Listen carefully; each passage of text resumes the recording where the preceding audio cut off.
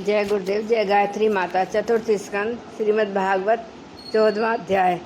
राजा when की कथा। श्री मैत्रेय जी कहते हैं, वीरवर विदुर जी, सभी लोगों की कुशल चाहने वाले भृगु आदि मुनियों ने देखा कि अंग के चले जाने से अब पृथ्वी की रक्षा करने वाला कोई नहीं रह गया है। सब लोग पशुओं के समान उच्छल होते जा रहे हैं। तब उन्होंने माता सुनीता की सम्मति से मंत्रियों के सहमत न होने पर भी वेन को भूमंडल के राजपद पर आसीन कर दिया। वेन बड़ा कठोर शासक था। जब चोर डाकुओं ने सुना कि वही राज सिंहासन पर बैठा है, तब सर्प से डरे हुए चूहों के समान वे सब तुरंत ही जहां तहां छिप गए। राज्यासन पाने पर वेन 8 लोकपालों की ऐश्वर्य कला के कारण उन्मत्त हो गया और अभिमानवश अपने को ही सबसे बड़ा मानकर महापुरुषों का अपमान करने लगा। अब ऐश्वर्य मद से अंधा हो रथ पर चढ़कर निरंकुश गजराज के समान पृथ्वी और आकाश को कपाता हुआ सर्वत्र विचरने लगा। कोई भी द्विजाति वर्ण का पुरुष कभी किसी प्रकार का यज्ञ, दान और हवन न करे। अपने राज्य में यह ढिंढोरा पिटवाकर उसने सारे धर्म कर्म बंद करवा दिए। दुष्ट वेन का ऐसा अत्याचार देख सारे ऋषि मुनि एकत्र हुए और संसार पर संकट आया समझकर करुणावश आपस में कहने लगे, अहो अहो, जैसे दोनों ओर जलती हुई लकड़ी के बीच में रहने वाले चींटी आदि जीव महान संकट में पड़ जाते हैं, वैसे ही इस समय सारी प्रजा एक ओर राजा के और दूसरी ओर चोरों डाकुओं के अत्याचार से महान संकट में पड़ रही है। हमने अराजकता के भय से ही अयोग्य होने पर भी वेन को राजा बनाया था, किंतु अब उससे भी प्रजा को भय हो गया। ऐसी अवस्था में प्रजा को किस प्रकार सुख शांति मिल सकती है। सुनीता की कोख से उत्पन्न हुआ ये वेन स्वभाव से ही दुष्ट है, परंतु सांप को दूध पिलाने के समान इसको पालना पालने वालों के लिए अनर्थ का कारण हो गया। हमने इसे प्रजा की रक्षा करने के लिए नियुक्त किया था। यह आज उसी को नष्ट करने वाला तुला हुआ है। इतना सब होने पर भी हमें इसे समझना अवश्य चाहिए। ऐसा करने से इसके किए हुए पाप हमें स्पर्श नहीं करेंगे।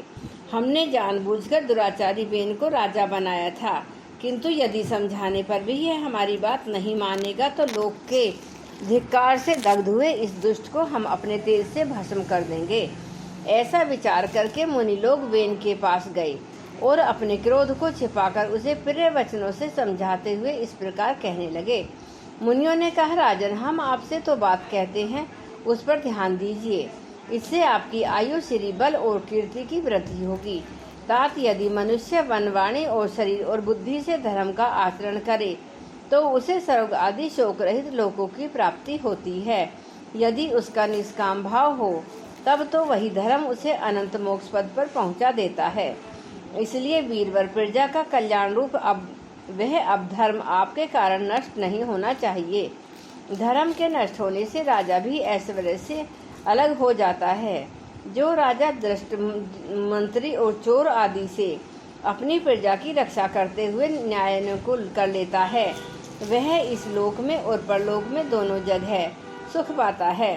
जिसके राज्य अथवा नगर में वर्णाश्रम धर्मों का पालन करने वाले पुरुष सब धर्म पालन के द्वारा भगवान यज्ञ पुरुष की आराधना करते हैं, महाभाग अपनी आज्ञा का पालन करने वाले उस राजा से भगवान प्रसन्न रहते हैं, क्योंकि वे ही सारी विश्व की आत्मा तथा संपूर्ण भूतों के रक्षक हैं।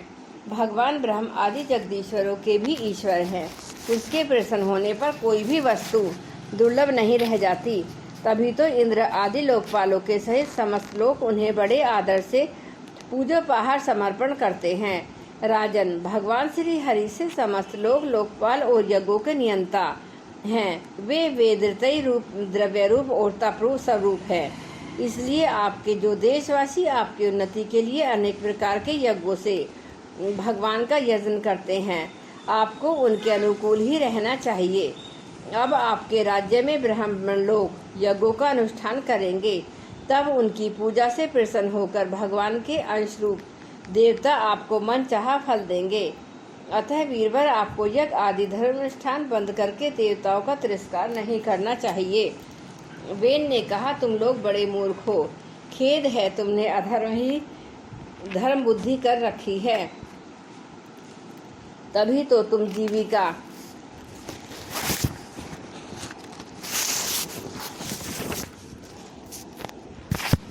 देने वाले मुझे साक्षात पति को छोड़कर किसी दूसरे जार पति की उपासना करते हो।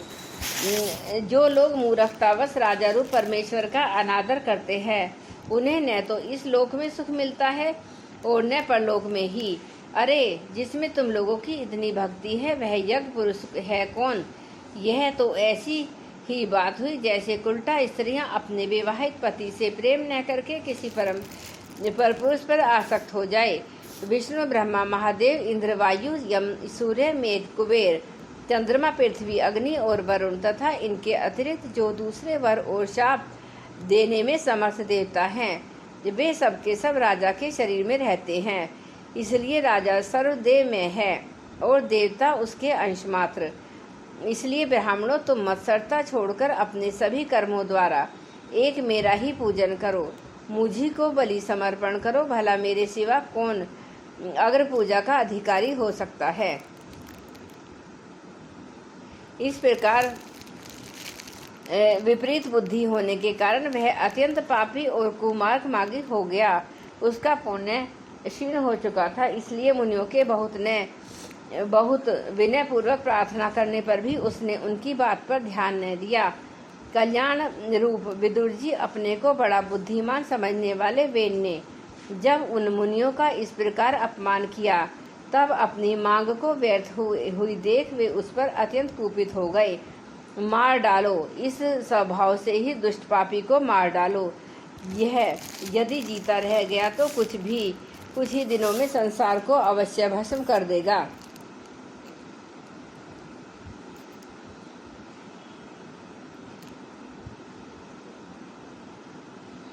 यह दुराचारी किसी प्रकार राज सिंहासन के योग्य नहीं है।